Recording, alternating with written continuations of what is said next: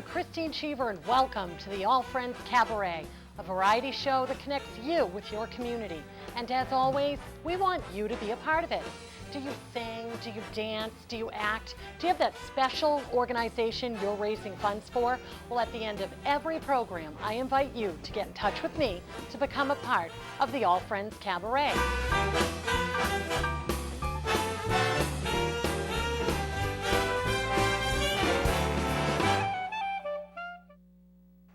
Hi there, I'm Krystyne Cheever, and welcome to the All Friends Cabaret. I'm delighted to have you join us this evening. We are here with photographer Scott INDERMAUR, and he is here to talk about this fascinating movie and film, Revealed. Welcome, Scott. Thank you so much for coming on the program. Thank you. And I have to say, I met Scott at my corporate office. He came to do our headshots. Everybody needed a headshot for their bio, and you put everyone at ease, and the pictures came out great. So, so anyway, how long have you been involved with photography? About 20 years. Okay, and what got you, what was the step into that world for you? I got a camera. Fell in Okay, love. okay, Simple. okay. Fell in love with it. You know, I got a camera for high school graduation, went to college as a computer science engineering degree, and then fell in love with photography and switched my major and jumped into photojournalism. All right, and what was it about? Would you just snap shots on at campus and then go back and, you know, the old days it was develop your pictures and things of that nature. Is it the going out and capturing the certain image? What is it for you? Yeah, I think it was just capturing the moment. Okay. Photojournalism, working for the newspaper, and the thrill of that deadlines and capturing the happenings in town. Oh, okay. So you parlayed it from college and kind of a hobby into a job. And where did you first work? At the local paper in Flagstaff, Arizona. Oh, okay. And you're from Arizona. Ohio and Arizona. Okay, so. okay. A little bit of everywhere. So what makes a subject fascinating? Is it as it's happening? Is it because corporate headshots, I'm sure, probably aren't as thrilling to photograph. So what draws you to it? I think it's changed a lot over the years. I mean, back when this first started, it was just the thrill of capturing the event and just showing that to the world. Now I really like to tell stories and like to connect with people and really photograph who they are, you know, not just a pretty picture. So I'm really into connecting with people and telling that story.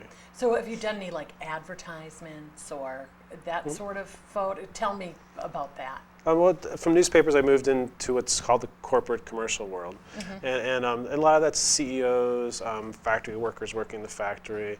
It could be for annual reports or website. It could be a photograph of children playing in a playground for an ad or something like that. So, and what is your favorite in that world? What was your favorite film? You know, shooting the kids or the just people. You know, I love connecting and just photographing people.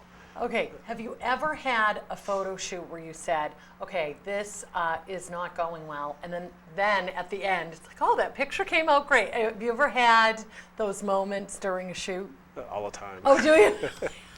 There's times where like, oh, this is great, and then I come back and like, yeah, it's okay. And then times like, oh, I didn't like this at all, and I come back and look at it, I was like, wow, this is awesome. Right, and how has, with, you know, digital coming into play, now how long has digital been your major use? Has it been? Oh gosh, I probably switched about 12 years ago. Okay, so do you miss the old days of the dark room, or is it just no? It just makes it that much. It's just so nice because you can see the images right away. You can edit it right away, and you can manipulate it differently. You know, color correct it. It's just I like the digital process much better than the film process. And then you can touch up, right? Which is always a nice thing, right? For sure. We have. I remember not so far back as my wedding, and that was in 2004, we had the throwaway cameras. And, you know, or just, you know, you buy them at the drugstore and and they come out, and I'm really glad I had them, but now it's like you go to a wedding, it's all, you can take the picture home right away, right in your camera, and see the moment right then. You got your phone, and everyone can all of that, all of that. So now tell me how you came onto this project, revealed in the book and the pictures that you took for that, which we're going to get into. And I saw the film last night, and it was really fascinating to me. So you are still working and doing your, say, day job of corporate photography. And then what led you to this project? For many years, I always wanted to do a project with a lot of meaning behind it. And I didn't know what that meant or what that was going to be. So I would just kind of think about it and then let it sit in the back of my head and move on. So many years has passed, and I finally decided I want to do something around spirituality. And I still couldn't come up with anything more than taking a portrait of, let's say, a religious leader in church, which is what's called environmental portrait, which is something I do every day. So I just kind of let it sit back there. And one day, driving home from the studio, this idea hit me. I consider it inspired thought. It just. And before that inspired thought came, was it nagging at you, like you knew there was something that you needed to do? Did it feel that way for a long time before you hit that? Okay. I needed to do a personal project and something had a lot of meaning to me, but I couldn't quite figure that out. Okay. Until that inspired thought hit me. Okay. And I was just so excited. Got home, shared it with my wife, and I was like, I got to do this, and I want to place items in a box that represents someone's spirituality, which is how the project first started, and now it's changed from spirituality, but also a person on what they believe in and the essence of who they are. So we've kind of morphed all that. Okay, so the box. Tell me a little bit about, the box came to mind, but did you think, okay, is it going to be a trunk? I mean, you have to start somewhere. So what did you create for that? Over a few months, it was this thought process and sketching it out, writing about it, about everything from a metal box to a cage to a wooden box. Should it be 12 inches? Should it be really small? Okay. And it ended up being a 6-inch by 6-inch and 4-inch deep box. Okay. And so the people you were going to photograph were going to do what? Let's talk about the process of leading to being revealed. How do you reveal yourself spiritually? And so the reveal is a 2-week process. So I asked my subjects to find items in their everyday world. And how did you find your subjects? When I first started the project, I did 31 the first weekend, which I don't do that many now in a weekend.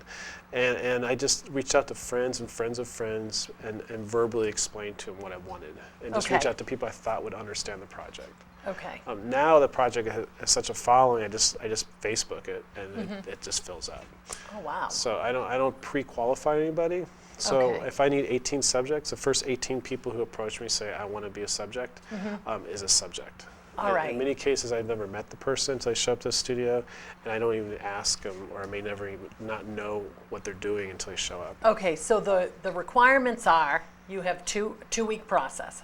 You ask them to gather things from their home, or tell me about that. So once they're committed, once we get the ball rolling, 2 weeks before the photo session, I ask my subjects to find items in their everyday life. Okay. Their home, their work, walking down the street. Okay. And items that represent who they are, what they believe in, and their spirituality. Okay. And I ask them really to reveal something they would not reveal to a stranger.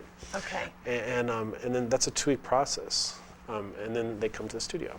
Okay, so some of them have to, and I'm sure by the 2 weeks are up, they probably have in mind, maybe they don't even know how they're going to put it together, right? Because they have to come and put the box together that day of the shoot, right? So there's no prepping it before, you just bring your items. Stuff. Some people will make mock-ups of the box. Okay, some cardboard or something. But there's no requirement there. You just have them come and put that together.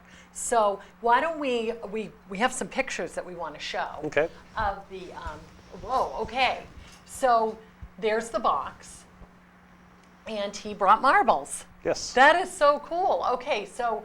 I can go into that a little bit more. Yes, and when I watched the film, what was really neat about it is how you shoot the pictures itself. But I'll let you read about this picture first. The one criteria of these portraits is they also write an essay. The essay can be 1 word, or it could be 400 words. And this is a good example, short and sweet. I believe spirit cannot be contained. I believe I've lost my marbles. really simple portrait. Yes. And it reflects through his photograph. And tell us about the essays and how they, how you worked with it's NPR to create another project that went along with Revealed, the essays. Yeah, National Public Radio, the Rhode Island station, RIPR, approached me about 3-4 years ago and said, we have this wonderful program called This I Believe. It's actually been around since the 50s.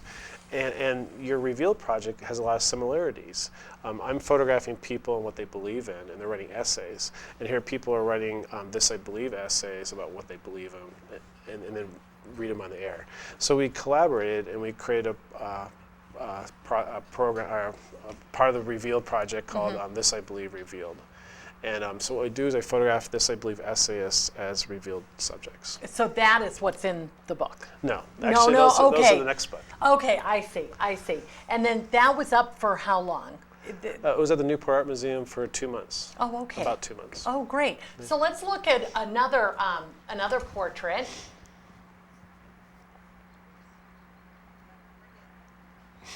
Grace is working on it. Okay, this one touched me quite a bit. I saw this in the book, and it, as they're standing there, I know that it's all dark, right?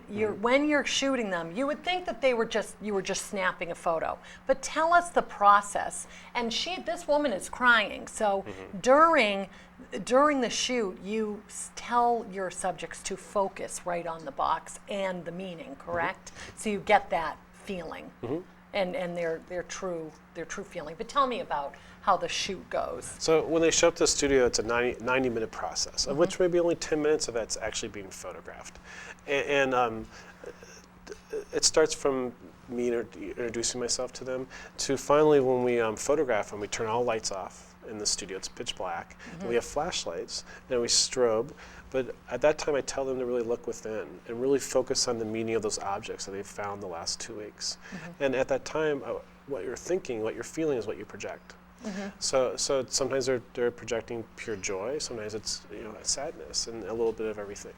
Oh, wow. So sometimes you do get some people crying. Sometimes you get people laughing. And right, depending on, and they've been reflecting on it for 2 weeks, so that brings that out. How has this affected your spirituality? I'm sure you've evolved through this whole process. A lot. Yes, yeah. So, all my subjects, what I call is work. They're 2-week processes. They're work, but I learn from their work. I learn more about myself from what they're revealing to me. Yeah, and they really, when you look at the pictures or you watch the film, you really see they've really opened up, and it's not always pretty. You think that, and that's what it's about. It's revealing the whole person and their beliefs about what's true for them. And sometimes it's about something that happened in the past that may not have been great, but that's helped them towards their future for a better path. It's a great way of bringing it all together, I think. So we have another picture. This is fascinating. Did that bird fly away at all during the dark lights and everything? Actually, it's a dove. It's dove. I'm sorry. That is used by a magician. So it's used to the lights being turned off. Yes. And so I was a little fearful of that, but no, the dove just stayed right there. So. Right. And then the next picture we have, I know Grace is going to get it up there.